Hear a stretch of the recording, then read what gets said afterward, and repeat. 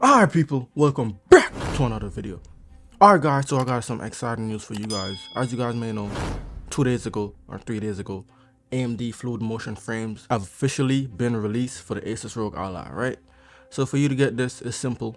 Once you open up Armoury Crate, you go to content, go down to update center, and here you'll see an update for Armoury Crate, which is 1.4.130. You gotta do that for AMD fluid motion to work at its best potential. And you should also see a driver update. For some reason it's not showing up here, it's not showing in my history, but the update is there. You also get a controller update and a couple other updates as well. Once you got AMD fluid motion installed, you can just go to AMD software, and in here this is where you'll see the feature, right? If you go to gaming, graphics, and you come down, you'll see AMD fluid motion frames, and once you select that, you'll see Radiant Anti-Log selected as well.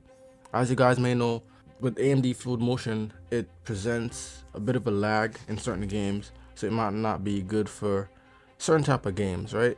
This feature is a well-needed feature for the handhelds, just like lossless scaling app from the Steam store, because this WFPS and give you a boost in performance and smoothness in your gameplay, right?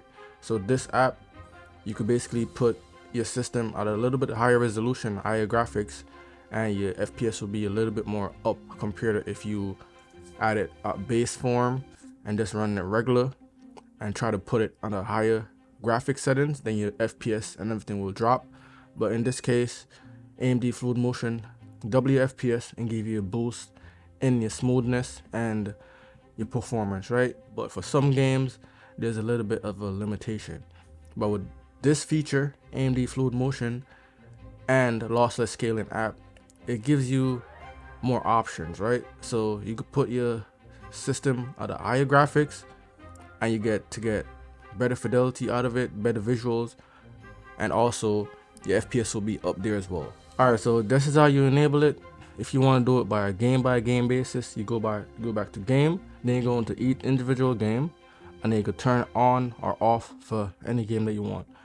One more thing you want to make sure you do, if this is your first time doing it, you will get a notification in here, and it will tell you to enable your overlay. Your overlay, which shows you your FPS count and stuff like that. You want to make sure you do that, because the ROG Ally FPS tracker, right now, even though it's officially from Asus, it's not really working at the moment. Every time you turn it on in game, the Asus overlay, it breaks AMD fluid motion. So right now you still gotta use the built-in overlay from AMD as of now. So as you can see right here, it's showing AMF right here, info.